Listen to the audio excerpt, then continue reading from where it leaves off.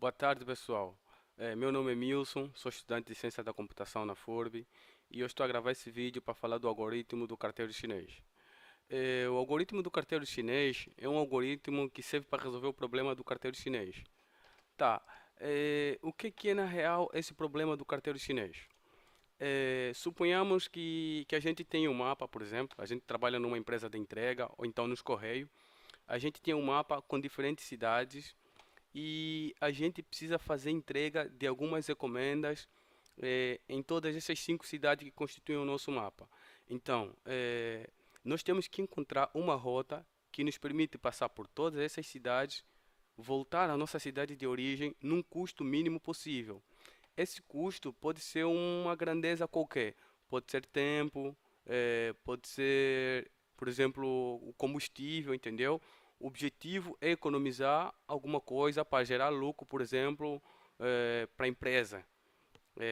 O objetivo é ser eficiente. O primeiro passo a fazer é modelar o cenário. O que é modelar o cenário? Modelar o cenário seria transformar o mapa em um grafo. E conforme estava aqui no lado oposto, tem um grafo que equivale a esse mapa. É, Cada vértice equivale a uma cidade aqui, temos 5 vértices, também aqui temos 5 cidades. Após modelarmos o mapa, existe uma característica bastante importante no grafo. Nós temos que analisar se esse grafo é de Euler ou euleriano, no caso. Quando o grafo é de Euler, a coisa fica muito mais simples. Mas quando o grafo não é, o algoritmo fica um pouco mais comprido. O que seria um grafo de Euler e um grafo não euleriano? O grafo de Euler é aquele grafo em que todos os vértices possuem grau par, o que não é esse caso aqui. Estamos a ver no caso o vértice 1, ele tem grau ímpar, 1, 2, 3, tem 3 conexões, isso torna um vértice de grau ímpar. Aqui na cidade estamos a ver a cidade 1, que equivale ao vértice 1, ela tem conexão com a cidade 3, com a cidade 2 e com a cidade 4. Então, modelando isso, faz com que o grafo seja um grafo não euleriano. Aqui tem o exemplo de um grafo euleriano, que é um vértice desculpa, temos o exemplo de um grafo euleriano, que é um grafo cujo todos os seus vértices possuem grau par.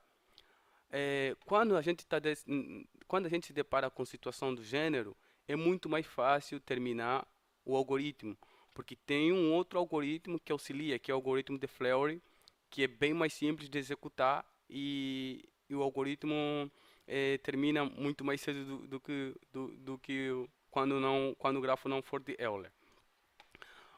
Mas eu não vou focar nisso, vou focar naquelas situações em que o grafo não é de Euler, já que essas situações é que acontecem na maioria das vezes. Aqui tem um exemplo de um grafo que não é euleriano, e aqui tem os passos a passos que devem ser seguidos quando a gente se depara com a situação do gênero.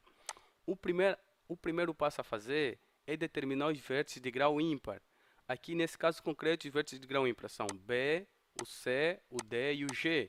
A gente pode contar, vamos ver que eles têm 1, 2, 3.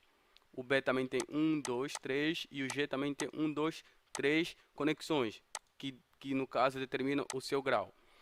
Após a gente determinar os vértices de grau ímpar, a gente tem que executar um outro algoritmo, que chama-se algoritmo de Dijkstra. Eu vou deixar aqui no link um programa que eu construí, um algoritmo que eu fiz para executar o algoritmo de Dijkstra. Para tal, tu cria os vértices, constitui o teu grafo, rotula os vértices, adiciona arestas, os custos das arestas, e tu executa e ele vai te dar o resultado. Aqui tem a tabela com os custos dos vértices, as distâncias e tudo mais. E eu vou deixar aí no link para alguém que estiver interessado baixá-lo. Após a gente executar o algoritmo de Dijkstra, a gente constrói uma matriz de distância entre os pares dos vértices. Depois devemos determinar o par do vértice entre VI e VJ de grau ímpar com o menor caminho. Devemos construir um caminho artificial entre VI e VJ e então eliminar da matriz as linhas e coluna equivalente a VI e VJ. Se ainda a gente tiver mais linha ou coluna, a gente deve retornar ao passo 3, então, para repetir essa ação. Eu vou apagar aqui esses caminhos artificiais que eu já tinha construído. Após a gente executar o algoritmo de Dijkstra, a gente vai ter uma matriz equivalente a essa. com os vértices de grau ímpar. E então a gente tem que começar pelo par de vértices com menor custo, que no caso é o D e o G, menor custo 9. Então o que a gente tem que fazer aqui agora, a gente tem que traçar um caminho artificial de D até G. Eu vou começar a traçar esse caminho de D até G. Eu vou colocar uma cor diferente, laranja. Vou aumentar a espessura. A gente já tem uma aresta de D até G, de D até E, desculpe. E agora eu vou traçar uma de E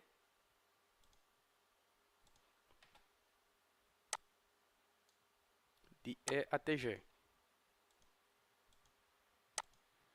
A gente já traçou. Agora eu vou fazer o próximo caminho, que é de B a C. B, ele passa para o E e depois do E vai para o C. Eu vou colocar azul para diferir.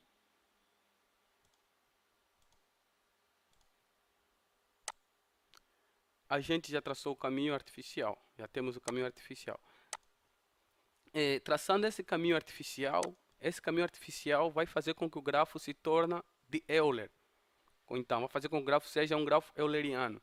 Se a gente verificar, vamos perceber que já não existe aqui nenhum vértice de grau ímpar. Todos os vértices passaram a ter grau par. Após a gente fazer esse procedimento, a gente então pode percorrer o grafo através do algoritmo de Fleury, que no caso a gente pode escolher um vértice aleatoriamente para iniciar e a gente vai chegar até esse resultado. Não necessariamente esse resultado, mas a gente não necessariamente este caminho, digo eu. O caminho pode não ser necessariamente esse, mas a gente sempre vai chegar a esse resultado, que é o 109. Por exemplo, aqui eu sugeri o vértice de partida, o vértice B. Depois do B ele foi para o 7, foi para o vértice A com custo 7 e depois do vértice A foi para o vértice G e assim por diante. Ele percorre ou então passa por todas as arestas que são um caminho e chega ao custo mínimo de 109. Então é assim, esse é o algoritmo do carteiro chinês que resolve o problema do carteiro chinês.